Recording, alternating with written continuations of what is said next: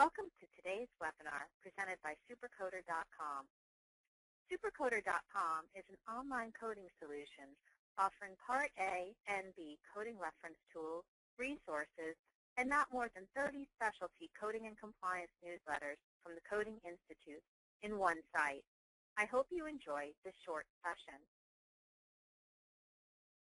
The upper outer, the inner outer, the lower outer, and lower inner quadrants. Technically, when physicians talk about breast cancer, if they can identify the quadrant, that is going to be more specific. And as you all know, with ICD-10 coming, we really need the physicians to be a little more specific. One of my pet peeves when I'm coding breast procedures is the physician just says breast cancer. And we really need more specific information, especially with ICD-10 coming. You will also see the areola area and the nipple area. We're going to talk about that in conjunction with skin-sparing mastectomies. First of all, we're going to talk about breast biopsies.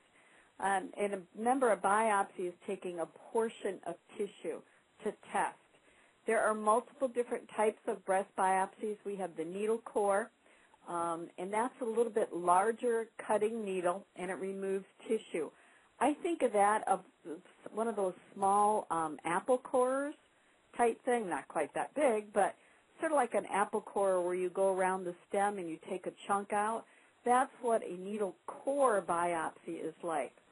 It is a histological tissue sample. In other words, they're taking actual pieces of tissue, and it's not cells, it's actual tissue. Sometimes it may require multiple insertions, and it doesn't matter how many insertions or passes are made.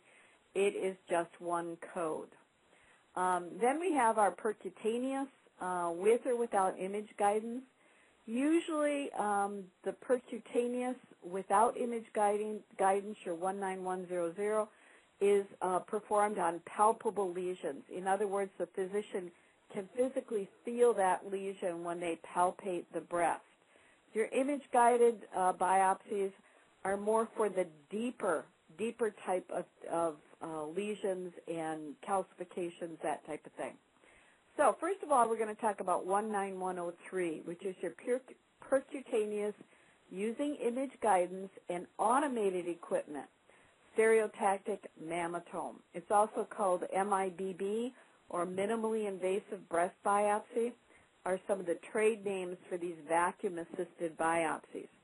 It uses a larger 11-gauge needle, and it removes approximately twice as much of the breast tissue compared to a core needle biopsy, but it removes significantly less than an open surgical biopsy.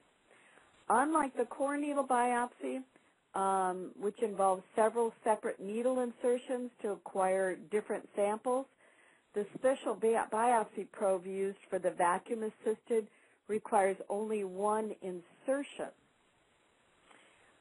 Basically what they do is they insert the probe, and it's positioned near the lesion, and the vacuum line draws the breast tissue through the probe, or the opening of the probe, into a sampling chamber. Once that tissue is in the sampling chamber, the rotating cutting device is advanced, and the tissue sample is then cut out. That tissue sample is then carried through that probe to a tissue collection area, and they make it into a cassette so they can look at that. After it's captured, the surgeon then rotates the probe back, moving the sampling chamber to a different degree, approximately 30 degrees, and they may take more samples. It's repeated until the physician feels that all the areas have been sampled, typically 8 to 10.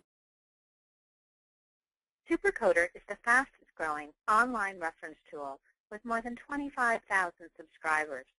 Call 866-228-9252